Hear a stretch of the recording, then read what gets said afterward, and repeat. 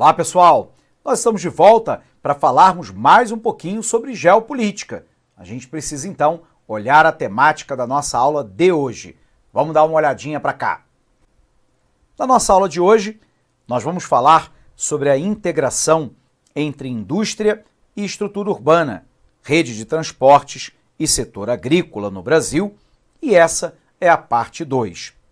Bom, o nosso papo do dia de hoje vai começar a falar aí a respeito de transportes.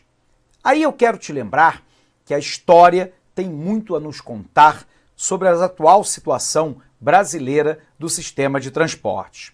Observe lá que do século XIX até 1930, a matriz de transporte brasileira era basicamente ferroviária, ligando lá o interior às grandes metrópoles e as zonas portuárias mais importantes, como o Porto do Rio de Janeiro ou de Santos, em São Paulo. Essa rede ferroviária, no entanto, que foi construída basicamente pelos ingleses, fora construída de maneira não integrada, ou seja, via de regra, uma malha férrea não se conecta à outra. Um segundo problema é que ela foi construída do interior para o litoral, e não permitindo do litoral para o interior, ou seja, da origem diária da nossa colonização, que é o litoral, para o interior, de forma a promover a interiorização do desenvolvimento do Brasil, a interiorização das pessoas e também da urbanização.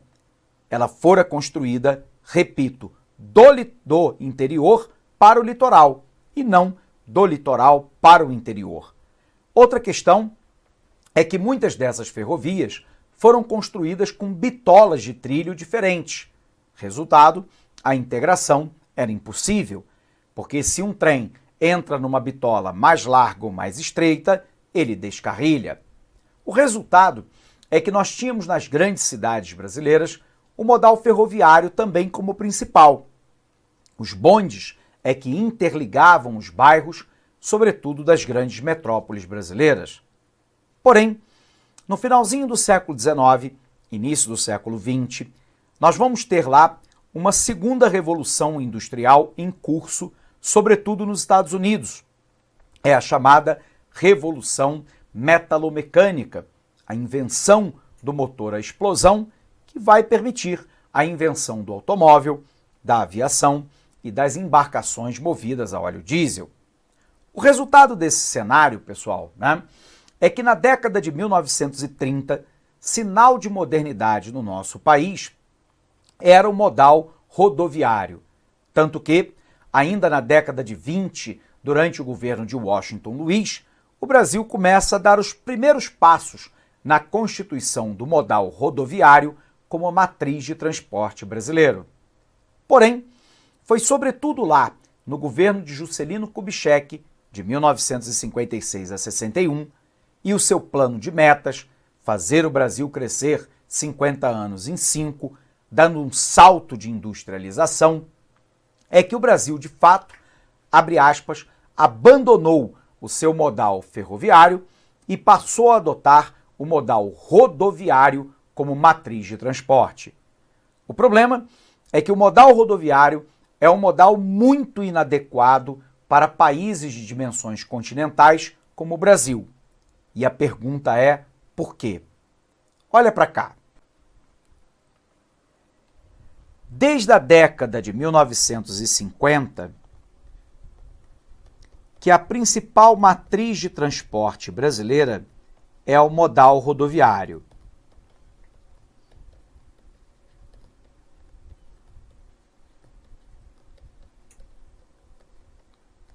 O problema é que o modal rodoviário é um modal inadequado para países de dimensões continentais, porque ele é um modal caro, porque utiliza um hidrocarboneto fóssil caro, que é o petróleo e os seus derivados, gasolina e óleo diesel. Ele é uma matriz altamente poluente, porque a queima desses derivados de petróleo lançam grande quantidade de dióxido de carbono, dentre outros poluentes, na atmosfera. Nos grandes centros urbanos, esse modal é um modal lento, devido ao trânsito provocado basicamente pelo excesso de veículos.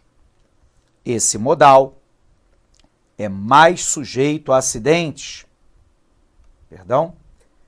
Mais sujeito a acidentes. No Brasil, todos os anos, infelizmente, 44 mil pessoas perdem a vida em acidentes de trânsito. 75% desses acidentes provocados por uma tríade: manobra arriscada, excesso de velocidade e bebida ao volante. E segundo a Polícia Rodoviária Federal, 75% dos acidentes nas vias federais causadas por homens.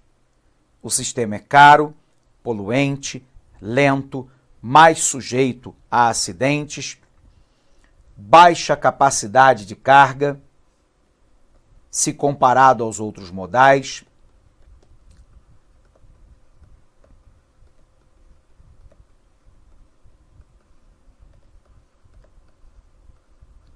Observe lá que uma carreta, na melhor das hipóteses, ela carrega lá 40 a 60 toneladas. Um vagão de um trem carrega 100 toneladas e uma boa locomotiva empurra 100 vagões. A capacidade de carga do modal é muito limitada. Porém, nós temos também que esse modal é de manutenção cara, porque o Brasil é um país eminentemente tropical e equatorial e nós temos um índice pluviométrico, uma quantidade de chuva muito elevada. A queda mecânica da água da chuva sobre o asfalto provoca erosão mecânica. Por um outro lado, a chuva é ligeiramente ácida. Resultado, essa acidez decompõe o asfalto num processo que nós chamamos de intemperismo químico. Num país de clima temperado, nós temos que o asfalto chega a durar 30 anos. No Brasil, a expectativa é de 15, se bem manutenido. Como ele não é, ele acaba durando muito menos. Bom, você deve estar se perguntando então, professor, tem alguma vantagem no modal rodoviário? Tem. A flexibilidade de trajeto, o porta a porta. O modal rodoviário, ele leva determinados produtos, notadamente produtos de médio para alto valor agregado, em determinadas localidades que o modal ferroviário e o modal hidroviário ou marítimo não farão jamais. Observe lá que a gente pode pensar, que uma entrega será feita lá na Avenida Paulista, número 2100, algo que o metrô, o trem de superfície, a navegação de cabotagem, a marítima, a hidroviária, nunca farão. Portanto, a grande vantagem está relacionada à curta distância, está relacionada à flexibilidade de trajeto, está relacionada a bens de média e de alto valor, de médio e alto valor.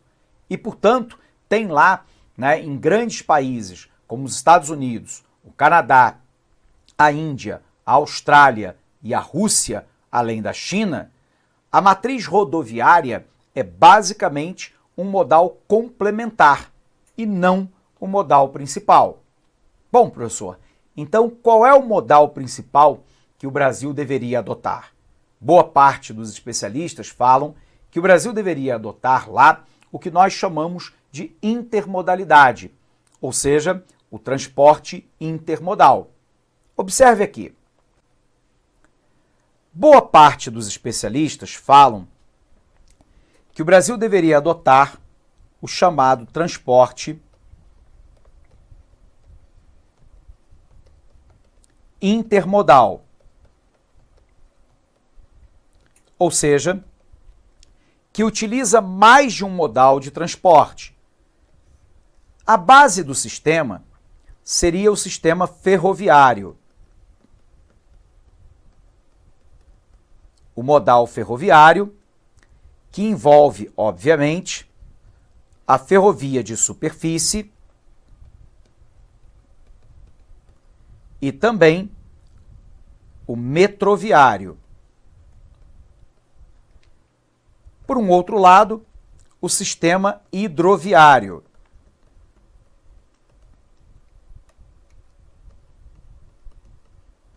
No sistema hidroviário, nós deveríamos utilizar, segundo os especialistas, basicamente o modal de navegação de cabotagem, que é aquela que acompanha a linha da costa, e o modal fluvial.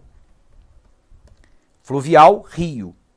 Alguns alunos vão me lembrar que os rios brasileiros, embora em sua imensa maioria rios perenes, que têm água durante todo o ano, volumosos, são rios também de planalto e, portanto, com queda acentuada, o que dificultaria a navegação em todo o trecho do rio. Mas para isso já há uma solução, que são as eclusas, aquelas elevatórias de embarcação. Isso deveria ser a base do nosso sistema. Tendo lá, no modal rodoviário,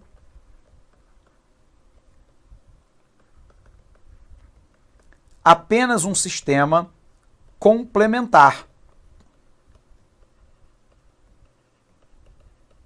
Dada a flexibilidade de trajeto, a possibilidade do porta a porta, dado a possibilidade de transporte de carga de médio e alto valor, né? E por aí vai. Portanto, o modal no Brasil é um modal que está equivocado. O problema é que hoje ele representa um grande problema, que nós diagnosticamos com o chamado custo Brasil. O que é o custo Brasil? É tudo aquilo que agrega valor, no sentido negativo da palavra, em termos de custo, ao preço final do produto. Se eu tenho um modal de transporte rodoviário que é caro, poluente, lento nas grandes cidades, com baixa capacidade de carga, de manutenção cara e mais sujeito a acidentes, isso impacta no preço do frete, tirando competitividade dos nossos produtos no mercado interno e no mercado internacional. Por um outro lado, impacta na qualidade de vida do nosso trabalhador, que hoje demora, na média, em grandes centros urbanos como Rio de Janeiro e São Paulo, mais de 2 horas diárias no transporte casa-trabalho, trabalho-casa. O trabalhador já chega cansado, há uma perda de produtividade, é um tempo desperdiçado que ele poderia estar se dedicando, né, ao aprimoramento profissional, ao estudo, à preparação para concurso, a estar com a família, a ter um tempo de descanso e de lazer. Mas isso impacta também na sua empregabilidade. Muitas empresas, sabendo que o trabalhador mora longe e está sujeito a faltas e atrasos, e o valor a ser pago pelo transporte em vale transporte é caro, acaba dispensando o trabalhador ou não o contratando. Portanto, a sociedade perde com esse modal, além dele ser altamente poluente, agravando sobretudo as condições de saúde nos grandes centros urbanos pelo material particulado poluído no ar. Bom, se é assim, a gente precisa dar uma olhadinha lá no nosso material para a gente avançar nesse assunto. Confere. Bom, pessoal, meios de transporte. Um sistema de transportes é de extrema valia para a produção e distribuição industrial. Nesse caso, é preciso que haja uma boa infraestrutura que possibilite uma logística dinâmica e que atenda à demanda de fluxo de matéria-prima até as indústrias e dessas até o consumidor. Há um impacto na escolha do modal rodoviário como a matriz de transporte brasileira. É um sistema caro, poluente, lento nos grandes centros urbanos, de baixa capacidade de carga, de manutenção cara, mais sujeito a acidentes e mais sujeito a roubos e furtos, como verificados, por exemplo, infelizmente, em grandes metrópoles como São Paulo e Rio de Janeiro. Observe o comparativo internacional. Na Rússia, 81% do transporte é modal ferroviário. No Canadá, 46%. Na Austrália, 43%. Nos Estados Unidos, idem para. Na China, 37%. O Brasil, apenas 24% é modal ferroviário. Observe que o Brasil faz o inverso, né, dos outros países. Ele utiliza como principal modal de transporte o modal rodoviário, que para os outros países é apenas um sistema complementar e não o principal. Quais são os problemas gerados pelas indústrias nos grandes centros urbanos? A gente tem observado que, em paralelo à escolha do modal rodoviário, historicamente, houve uma superconcentração do capital nas metrópoles.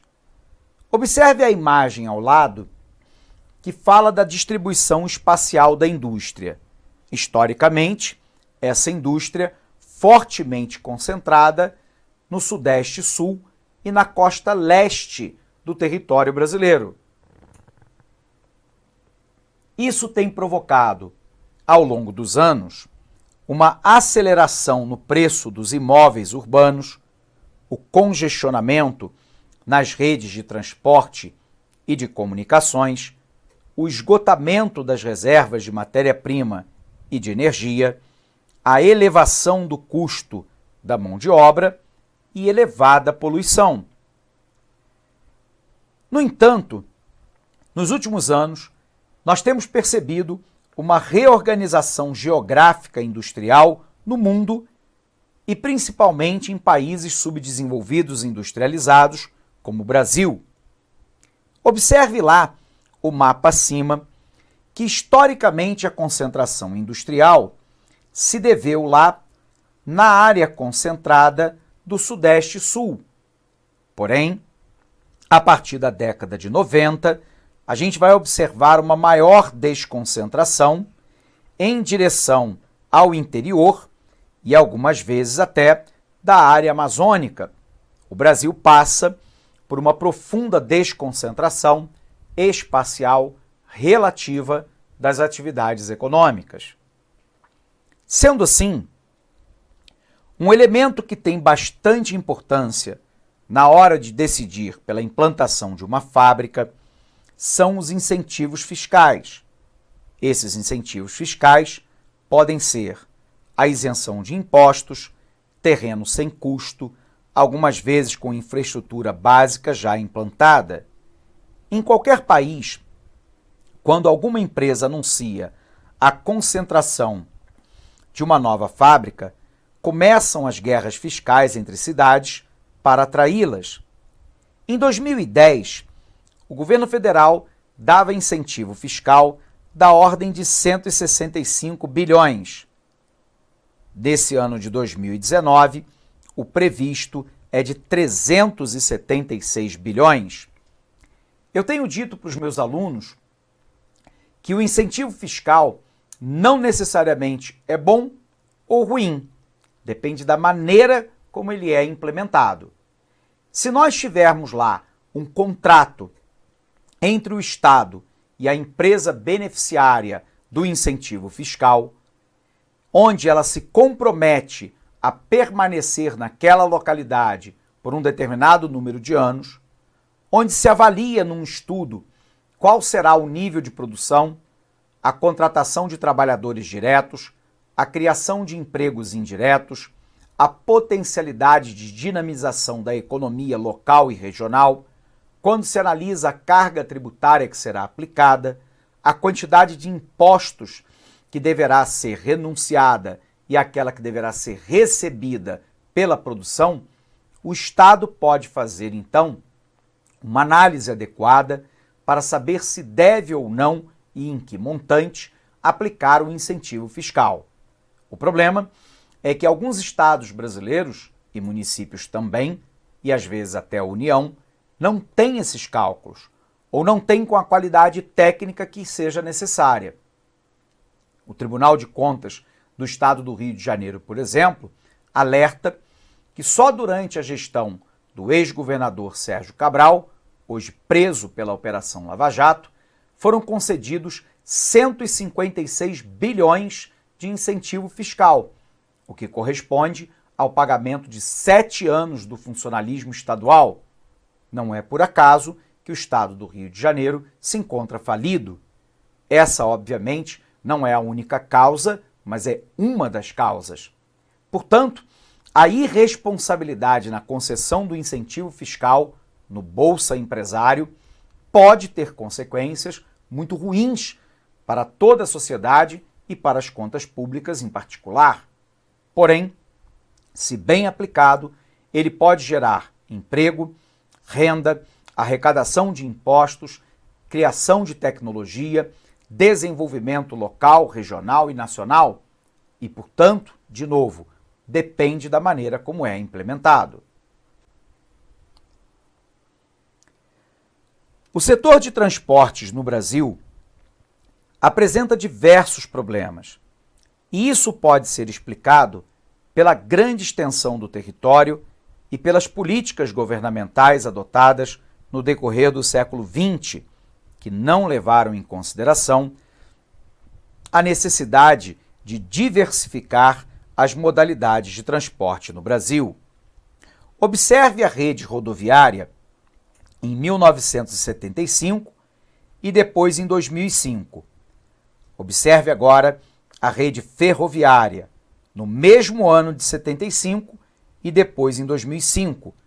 Enquanto a malha rodoviária se expandiu exponencialmente, a malha ferroviária permaneceu praticamente estagnada.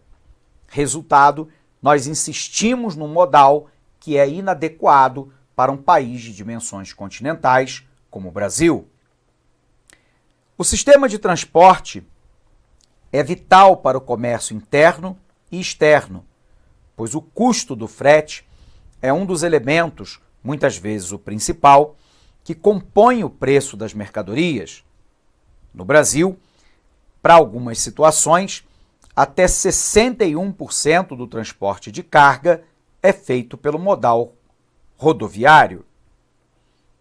De modo geral, o sistema de transporte mais barato é o hidroviário, seguido pelo ferroviário e pelo rodoviário. Apesar disso, no Brasil privilegiou-se o transporte rodoviário por pressão de grupos econômicos, de interesses de indústria automobilística, petrolífera e da construção civil e pela visão imediatista dos governantes. Compare aqui comigo. Uma barcaça carrega 1.500 toneladas. Um comboio de barcaças, 22.500 toneladas. Um vagão de trem, 100 toneladas. Uma composição com 100 vagões, 10.000 toneladas.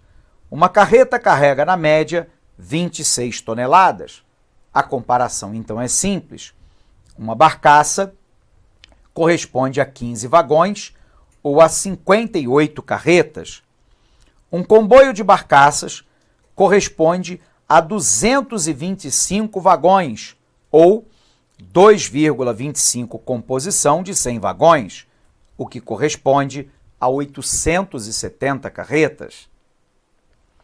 A comparação fica ainda pior quando eu olho o preço. Numa hidrovia, o custo é de 38 centavos por tonelada quilômetro rodado. Na ferrovia, 69 centavos. Numa rodovia, 96. Ou seja, ele é praticamente lá 3 vezes mais caro do que o modal hidroviário.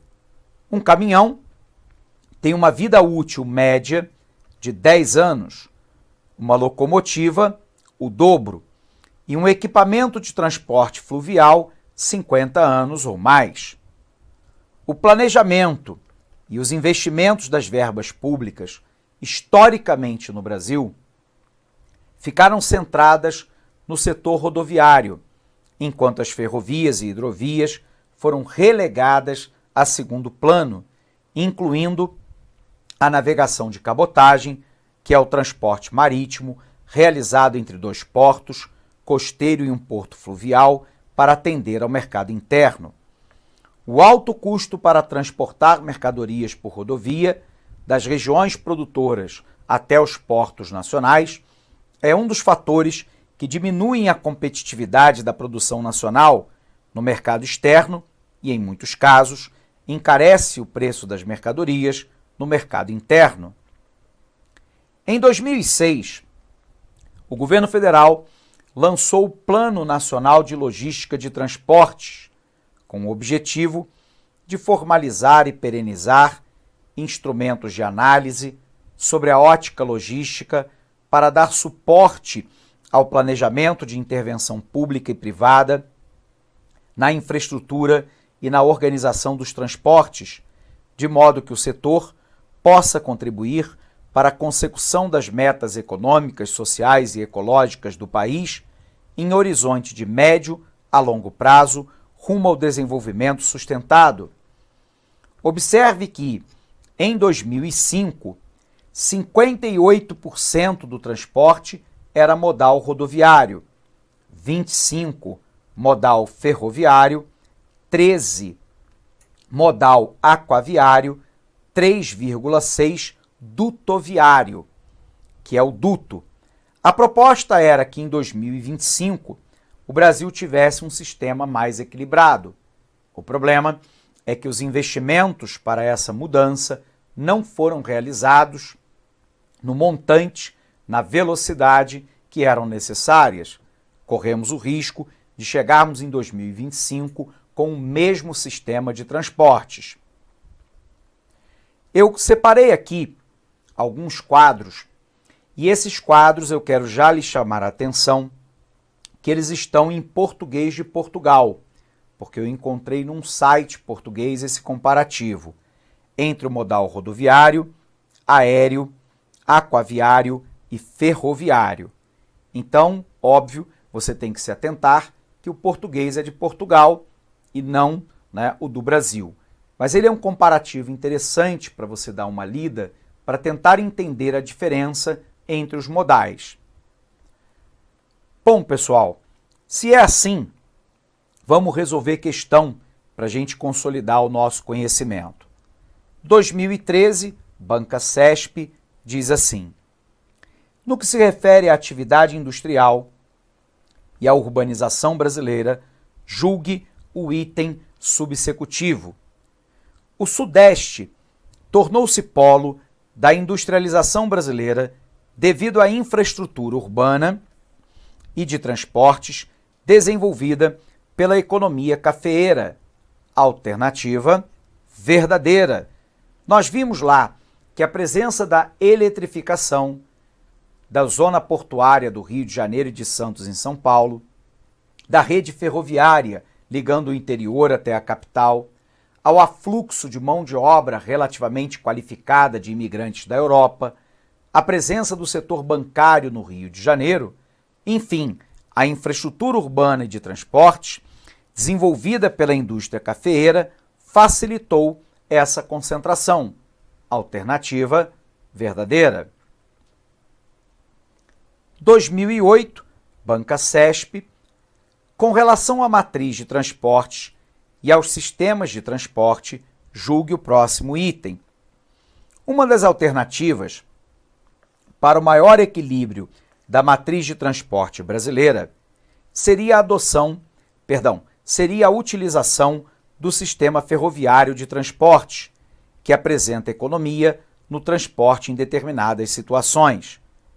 Entretanto, sua utilização no Brasil se inviabiliza pelo fato de que esse sistema deve ser utilizado exclusivamente no transporte de cargas de alto valor agregado.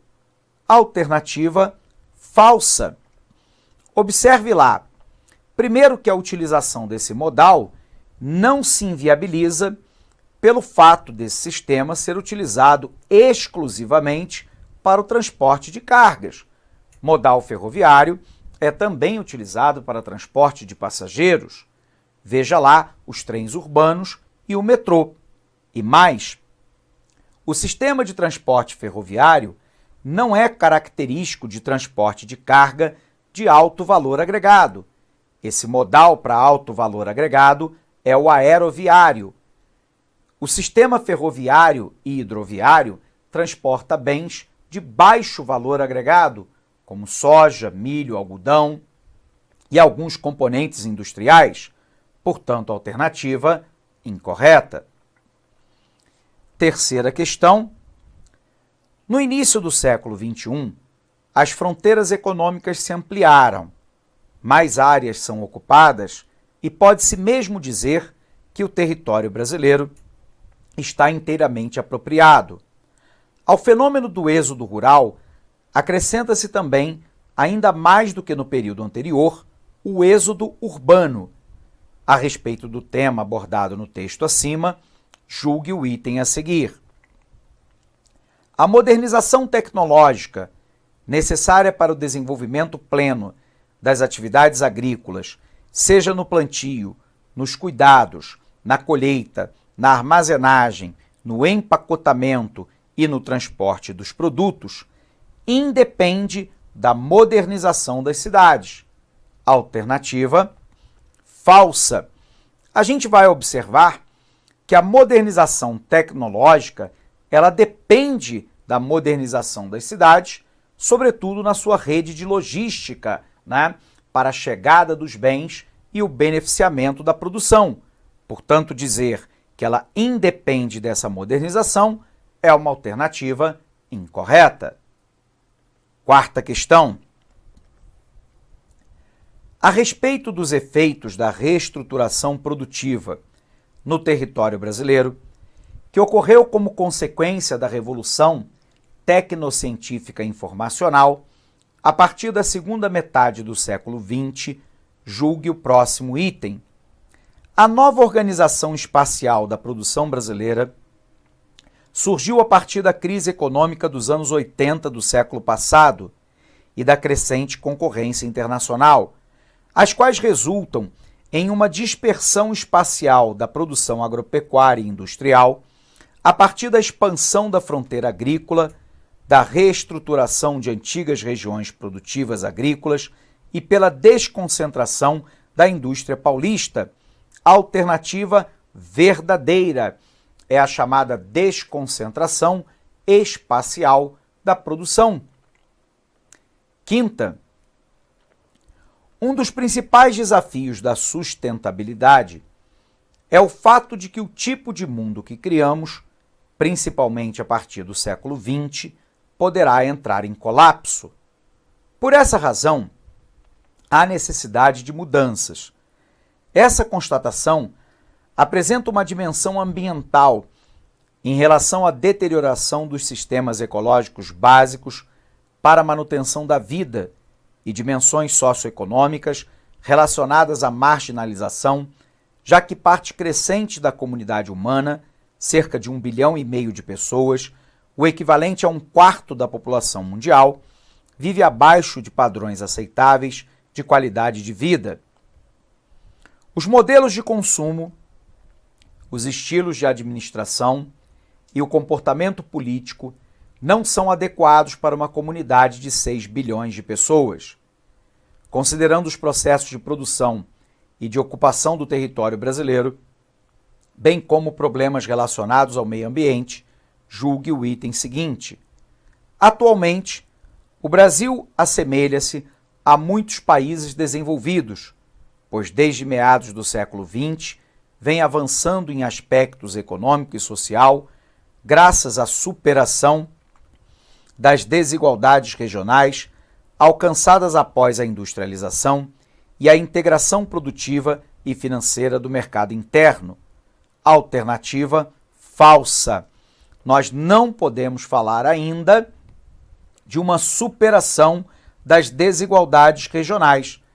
Embora nós tenhamos uma desconcentração espacial da produção, nós ainda temos uma forte disparidade, uma forte diferença de desenvolvimento macro-regional. Bom, pessoal, se nós entendemos então todos os tópicos dessa aula, nós nos despedimos por aqui. Um abraço imenso para você, bons estudos e até o nosso próximo encontro. Até lá! Clique like.